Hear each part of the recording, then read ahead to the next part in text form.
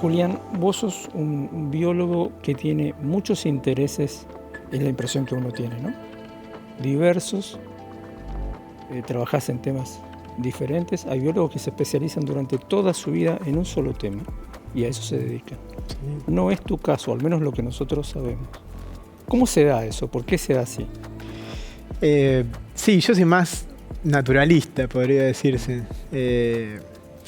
Y es algo que como que lo tengo desde que nací. A veces le preguntan a personas cuándo empezó, cuándo decidió ser biólogo, y yo no tengo memoria. Es como que no recuerdo ser apasionado por la naturaleza.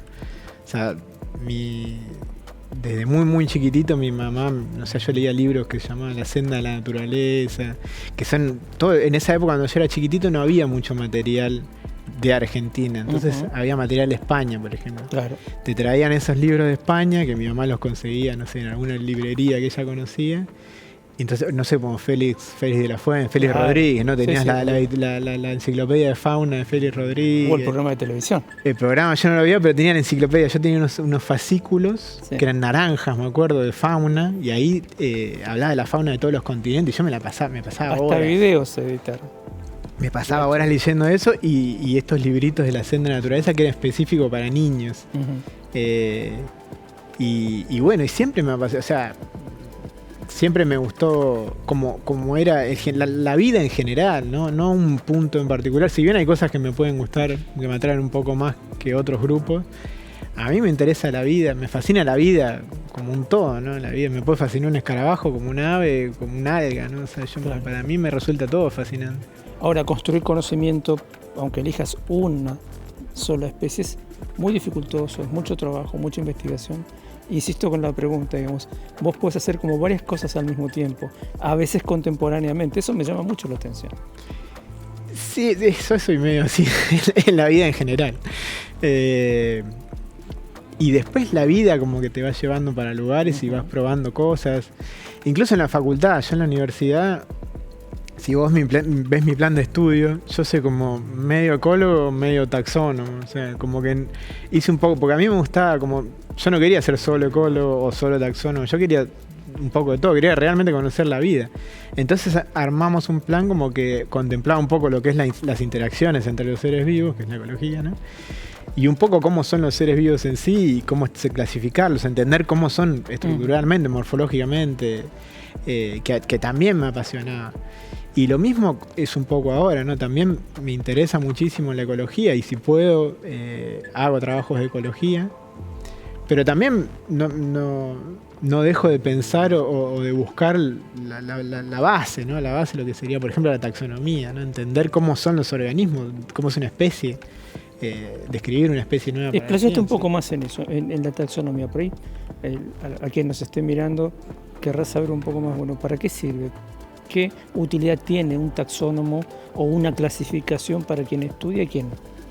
Bueno, taxonomía es eso, es clasificación, es tratar de darle una lógica a las relaciones entre las especies, ¿no? O sea, armar como el árbol, ¿no? Como el árbol familiar, entender quién es pariente de quién, pero a un nivel específico, ¿no? Cómo se relacionan las especies entre sí o cómo desde dónde evolucionaron, desde qué ancestro común evolucionaron, si están dentro de un mismo grupo o no, si son muy parecidas, si son muy distintas.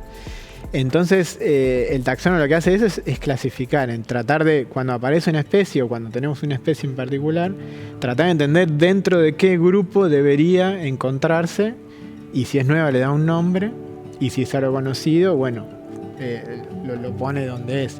Y para lo que te sirve es como todo, para el orden en general, ¿no? Claro. Para entender, por ejemplo, cómo es muy probable que algo que afecta a una especie de un grupo probablemente afecte muy similarmente a las especies que son más cercanas, ¿no? Entonces, ese es un ejemplo, por ejemplo, ¿no? Cuando aparece una especie nueva o lo que sea, un virus, por ejemplo. Claro. Un virus nuevo, COVID, bueno. Una forma de entender cuando vos lo analizás al virus, decís, bueno, este es un virus X, ¿no? Claro.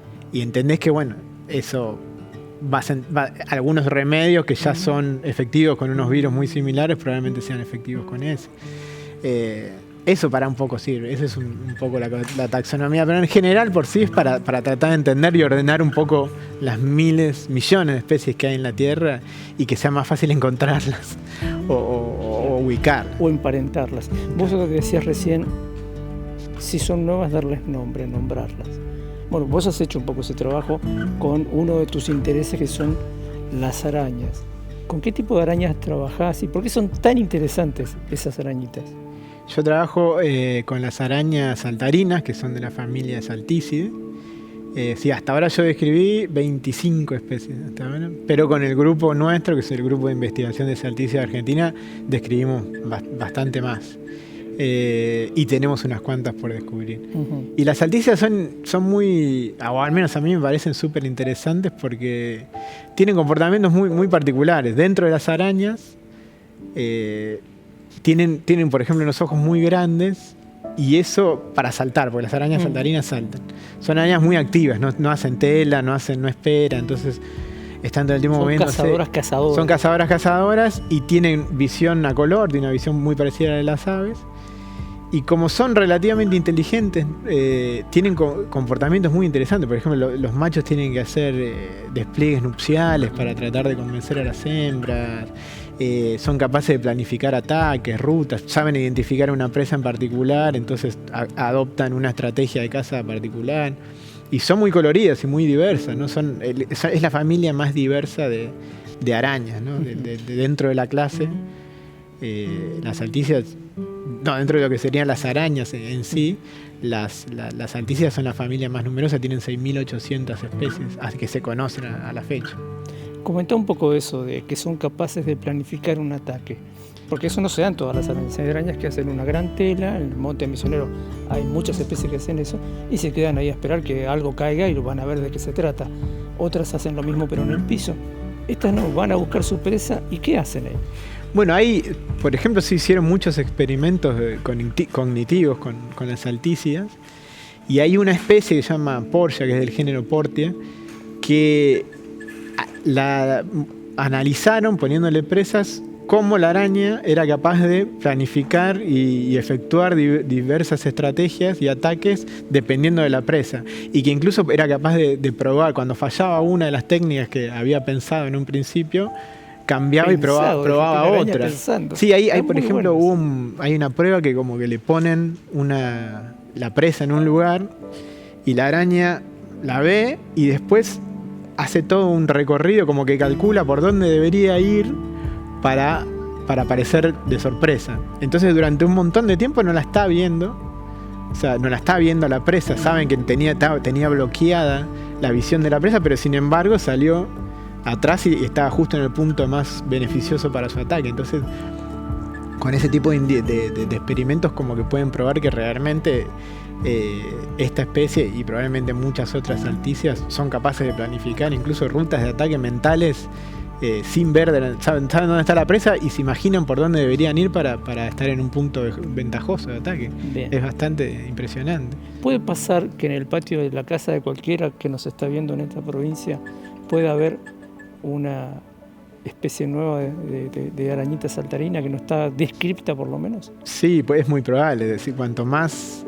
por ejemplo, nosotros en muy poco tiempo en Candelaria, ¿no? Yo ahora vivo en Candelaria, y en el patio de mi casa en Candelaria encontré especies nuevas, encontré 5 especies nuevas, ¿no? Para que se den una idea. Y es probable porque hay muy poco conocimiento. Las arañas y sobre todo las especies chiquititas, o las que no son demasiado bonitas para la gente, están un poco como olvidadas, como que no tienen. Hay poca gente que las está estudiando. Si vos te pones a juntar o comparás la cantidad de gente que estudia arañas, o arañas saltarinas en particular, con la que estudian aves, por ejemplo, somos muchísimos menos. Y además son especies muy chiquititas que para encontrarlas a veces toma bastante trabajo encontrarlas, hay que como que limpiar un espacio grande. Es como encontrar una aguja en un pajar a veces. Nosotros tenemos, por ejemplo, especies que yo muestré lugares como, no sé, durante 3, 4 años y encontré solo la hembra de una especie o solo el macho de la especie. Y fui 100 veces y no puedo encontrar el otro sexo. Claro, claro. Y están ahí, es en el mismo lugar y no aparecen. Y así pasa con un montón de especies. Por ejemplo, en Argentina había un referente de las familias, se llamaba María Elena Galeano, que ella hizo un montón de estudios, ella describió cientos de especies de salticias nuevas para la ciencia y vino muchísimas veces a Misiones, pero muchísimas veces, son muchas campañas y mucha gente, y sin embargo, cuando nosotros empezamos a trabajar había cerca de 75 especies citadas para Misiones. Y después de casi 10 años vamos 230, o sea, claro. Imagínate todas las que se perdieron, ¿no? Y muchas de esas son nuevas para la ciencia. Está bien. Y ahí aparece otra cuestión. Hace algún tiempo hablaba con también alguien que investiga, por en este caso garrapatas, y me contaba de algunas de sus técnicas. Esta chica en este caso usaba un trozo de tela que arrastraba, claro, y al final iba a encontrar algo. ¿Te pasa de eso, tener que pensar, a ver cómo hago para poder ver ese macho o esa hembra que no estoy encontrando? Y sí, hay algunas técnicas que son como las estándares que utilizás siempre, que es una es golpear, vos usás un paraguas entomológico, que generalmente es una tela con 4 parantes que vos pones abajo y golpeás la vegetación y caen ahí y vos las agarrás. Otras con un aspirador, como si fuese de propulsión, un soplador, pero en vez de soplar lo pones que aspire y le pones un filtro en el medio, entonces las arañas quedan ahí atrapadas y después eso lo volcás en el paraguas y mirás.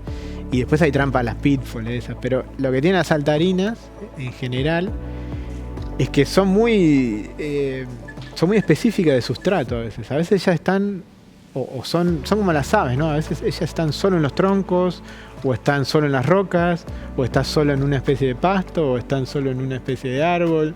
Entonces como que tenés que tratar de barrer todo lo máximo posible y a veces, por ejemplo, una mata de pasto es así, hay especies que están acá arriba y hay especies que están allá abajo.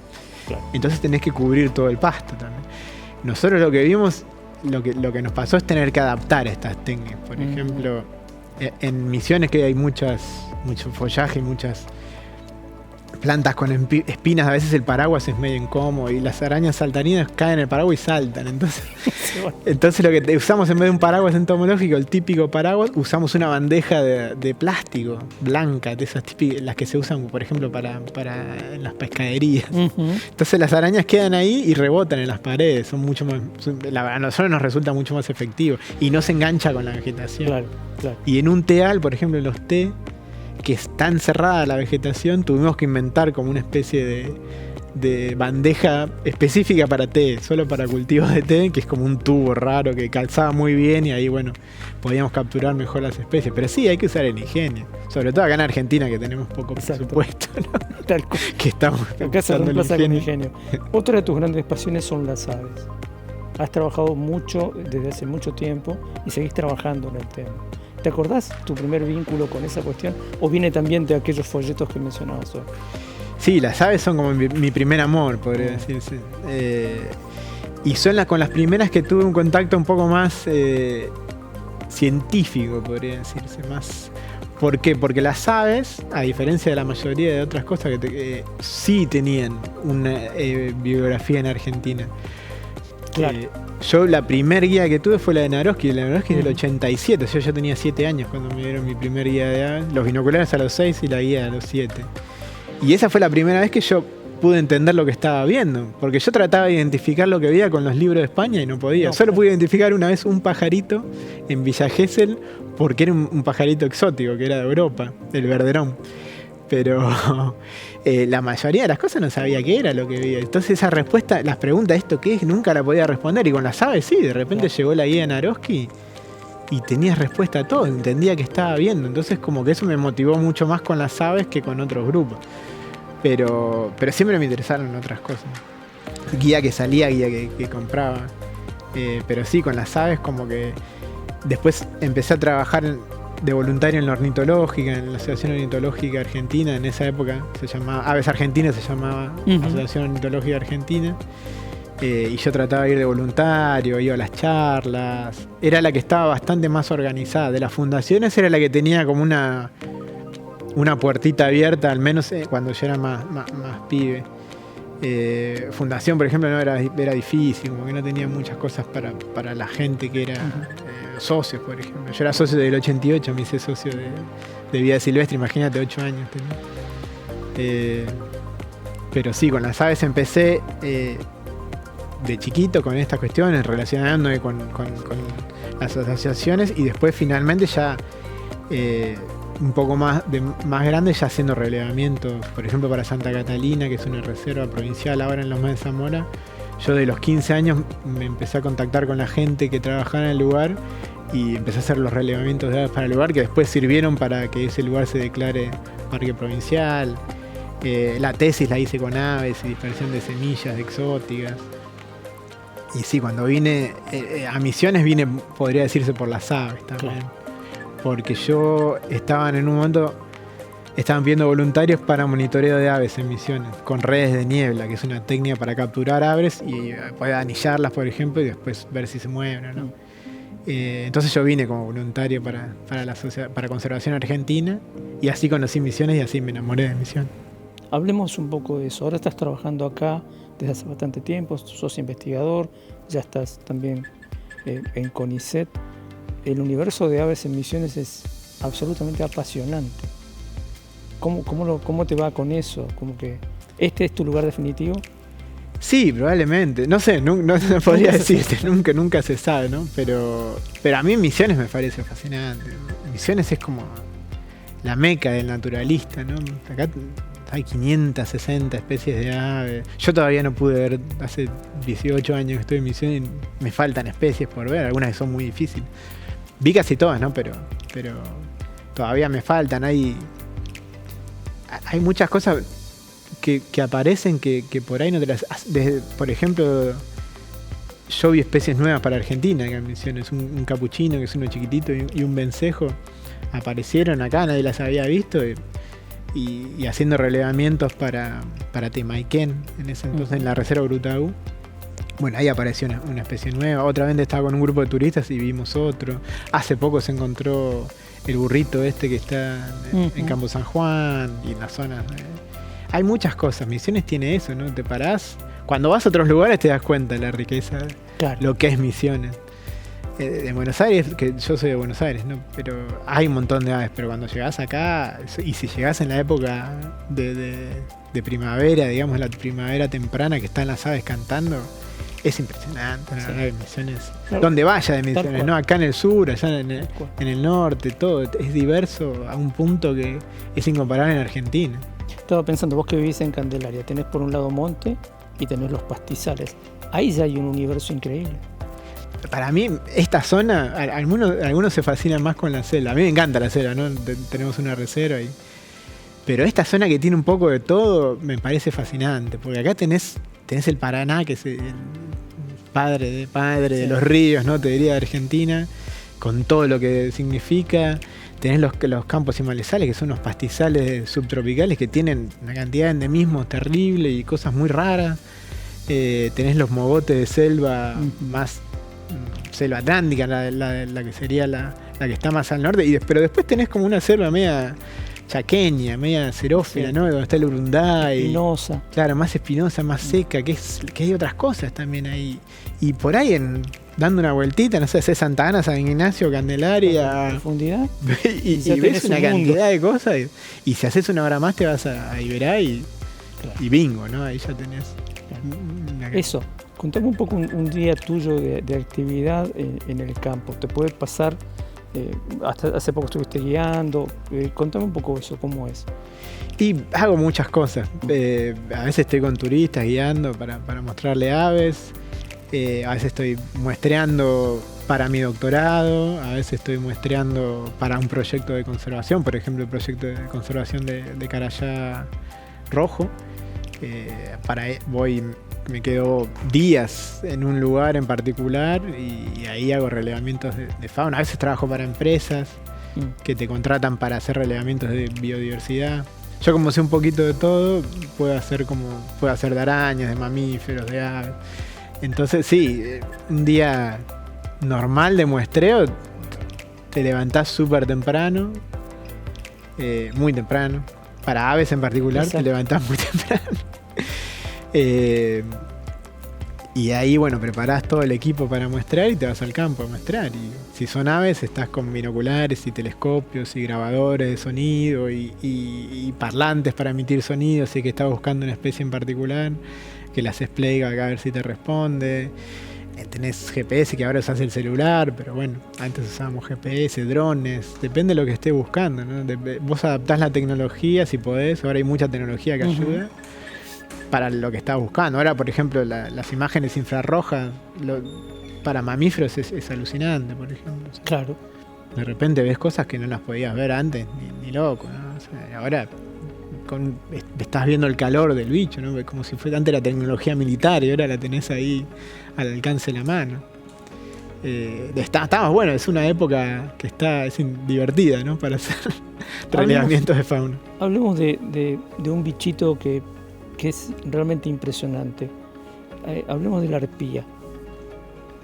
La arpía. Bueno, la arpía, yo vine a Misiones, otra de las ONG que me abrió las puertas, podría decirse. A mí hubo dos ONG que me dejaron ser parte y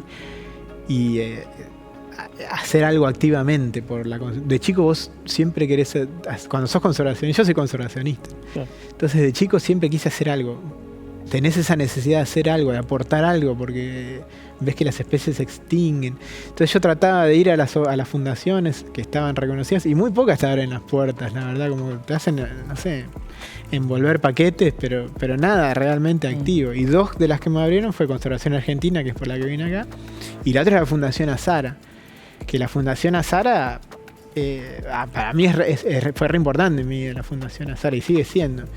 Y en ese momento estaba Juan Carlos Chévez. Yo estaba en la universidad, estaba en la UBA. Y medio que Chévez era como alguien muy conocido en el ambiente de la conservación, ¿no? Y un día vino Chévez a dar una charla como magistral, y al final de la charla él contó que estaba armando un grupo de voluntarios para hacer conservación activa, para hacer gestión en la conservación, que el que quería anotarse, que después de la charla se acercara y charlar. Y ahí me acerqué y me contó que tenía un grupo en la Fundación Azara, que se estaba dando un grupo de voluntarios, y que la idea era que generar un equipo enorme de voluntarios que realmente fueran al campo y se ocuparan de lo que tenían que hacer con el apoyo de la fundación. Hubo otra reunión, yo ahí me reuní con ellos y bueno, y ahí estaba vacante. Él decía, había especies que estaban, no sé, la chinchilla, el pato serrucho, sí, diferentes especies, y una eran las águilas crestadas, las águilas selváticas. Y a mí siempre me gustaron, las rapaces son mis favoritas dentro de... Las altísimas mis favoritas dentro de los artrópodos, y las rapaces mis favoritas dentro de las aves. Entonces dije, bueno, yo quiero siempre había leído, ¿no?, de las águilas, arpía, ¿no?, de las águilas crestadas. Para mí era fascinante, siempre estuve buscando. En Buenos Aires no hay grandes águilas, hay una, dos, está la mora, pero son difíciles de ver. Entonces me ofrecí voluntario, armé como un grupo de amigos. Yo estaba voluntario en el zoológico también, en Vivandina, que ahí éramos como cuidadores del zoológico, como le dábamos de comer a las rapaces que venían, que le pegaban tiros, entonces estaban como en rehabilitación, y nosotros le tratábamos de enseñar a volar de vuelta, le dábamos de comer, pero era como algo zoológico. Entonces con esos mismos conocidos amigos armamos un grupo de águilas, y enseguida apareció un nido de águila arpía en Misiones. Nos llamaron, miren, le comentaron a Anfuso, al de Curahoga, que Anfuso era muy, muy amigo de Juan Carlos Chévez, que había aparecido un pichón, lo tenían firmado, que si querían ir a ver, y Anfuso nos contactó y nosotros nos fuimos un mes, casi 2 meses, nos vinimos acá a una propiedad de Alto Paraná a ver el nido de arpía, y lo encontramos. Ese fue el último nido de arpía que se conoce de Argentina. Y yo estuve un mes abajo del nido, y la verdad que estuve bien metido en la selva, y para mí fue fascinante, fue una de las experiencias más hermosas de mi vida, estar ahí y poder ver a la arpía. Pero siempre me quedó después volví, después vine a Misiones, hice un montón de otras cosas, pero no seguí con la arpía ni las águilas crestadas. Y siempre me quedó esa espina de estoy acá y no estoy haciendo nada. Ahí sí hacía cosas cuando estaba a 1000 kilómetros y no estoy haciendo nada acá. Pero por suerte me contacté con la gente del IMIBio, con Emanuel, de Emanuel Grassi, que es la verdad que es un fenómeno, que tiene un montón de empuje y realmente tiene ganas de hacer cosas. Y me dijo, bueno, armamos un proyecto para la arpía, para las águilas, a ver qué pasa. Y lo presentó y conseguimos financiamiento y bueno, empezamos ese proyecto con las águilas selváticas, las águilas de Misiones, ¿no? El proyecto de águilas de Misiones, que lo que buscaba era tratar de obtener datos de las águilas, saber cómo están, para después poder hacer política de Estado para poder conservarlas y garantizar la supervivencia a largo plazo de las especies. Tal cual. Esta conversación puede extenderse muchísimo más, pero este programa no. Así que te agradecemos muchísimo que hayas venido. Creo que no va a ser la última vez que vas a andar por acá, y eso me parece que está bueno también, tener la idea, la sensación de que esto puede continuar. Me parece sumamente agradable. Bueno. Gracias por venir, Julián. No, gracias por la invitación. La verdad siempre es lindo poder contar un poco lo que se hace y tratar de transmitir. A mí me gusta transmitir un poco la pasión. A ver si le puedo contagiar a alguien, ¿no? Porque además esto no se puede hacer sin pasión, me parece. Sí, no, tenés que ser apasionado. Si no, haces todo a medias, ¿no? Claro. Y está bueno que la gente, ojalá la gente pueda sentir esa pasión por la vida, porque hay que cuidarla, porque se está yendo, ¿no? Así que, Gracias nuevamente. Bueno, gracias a usted.